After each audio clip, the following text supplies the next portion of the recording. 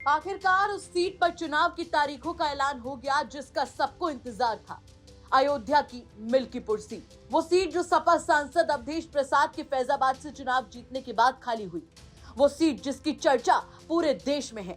दरअसल मिल्कीपुर की सीट न सिर्फ अब चुनाव तक सीमित रह गई है, बल्कि उत्तर प्रदेश के दो दिग्गज चेहरे यानी यूपी के मुख्यमंत्री योगी आदित्यनाथ और सपा प्रमुख अखिलेश यादव दोनों के लिए नाक की लड़ाई भी बन गई है। जहां एक और अखिलेश यादव इस सीट को जीतकर अपनी फैजाबाद लोकसभा जीत को और भी ज्यादा चमकाना चाहेंगे, तो वहीं सीएम योगी की भी सीट पर हो रहे चुनाव पर पैनी नजर है, क्योंकि बीजेपी ये सीट जीतकर लोकसभा चुनाव में फैजाबाद सीट पर हुई हार का बदला और चारों ओर हुई अपनी किरकिरी का बदला लेना चाहेगी। कुल मिलाकर 2027 के विधानसभा चुनाव की पिच के लिए सबसे अहम ओवर के तौर पर इस चुनाव को देखा जा रहा है। वहीं अयोध्या से जीत के बाद अवधेश प्रसाद अखिलेश यादव के खास बन गए। फैजाबाद से चुनाव जीतने वाले अवधेश प्रसाद से अखिलेश यादव इतने ज्यादा खुश हुए कि उनकी खाली हुई मिल्कीपुर सीट से अवधेश प्रसाद के बेटे अजीत प्रसाद को ही चुनावी रण में उतारने का फैसला सपा प्रमुख ने कर लिया। अवधेश प्रसाद भी अपने बेटे के चुनाव लड़ने से बेहद खुश हैं। जैसे ही चुनाव आयोग की ओर से तारीखों का ऐलान हुआ, वैसे ही मीडिया के सामने आए अवधेश प्रसाद ने अपनी खुशी कैमरे के सामने जाहिर की।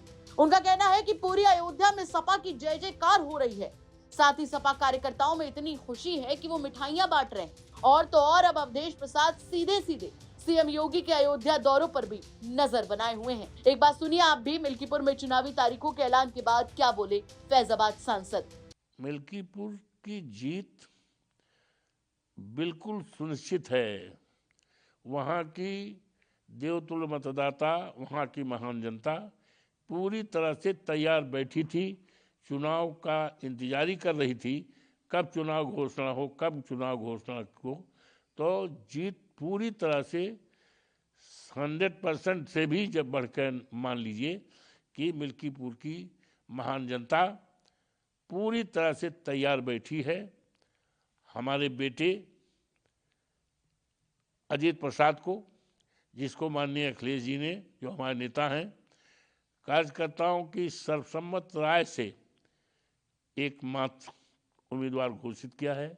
उसका उस समय भी लोगों ने घोषित किया, स्वागत किया और पूरी तरह से महान जनता, लोकतुल्य मतदाता तैयार बैठे हैं जिताने के लिए। और जिस तरह से फैजाबाद लोकसभा के देवतुल्य मतदाताओं ने हमें फैजाबाद लोकसभा से मर्यादा पुरुषोत्तम राम की नगरी से जिता करके सामान्य सीट से एक देश और दुनिया में चर्चा कराई है और वहाँ के मतदाताओं का सम्मान बढ़ाया है, हमारे नेता का सम्मान बढ़ाया है और हमारी पार्टी का सम्मान बढ़ाया है। उसी तरह से इस चुनाव को भारतीय जनता पार्टी ने राष्ट्रीय स्तर का चुनाव बना दिया है। चुनाव तो एक विधानसभा का चुनाव था, लेकिन हमारे मुख्यमंत्री जी माननीय आदित्यनाथ योगी जी ये 5-6 बार गए। कल भी जाना था, लेकिन अभी सूचना मिली है मुझे टेलीफोन से कि नहीं, उनका चुनाव का जो कार्यक्रम था वो टल गया है और टेंट जो है उखड़ रहा है। अभी मुझे फ़ोन से कि उनका टेंट उखड़ रहा है।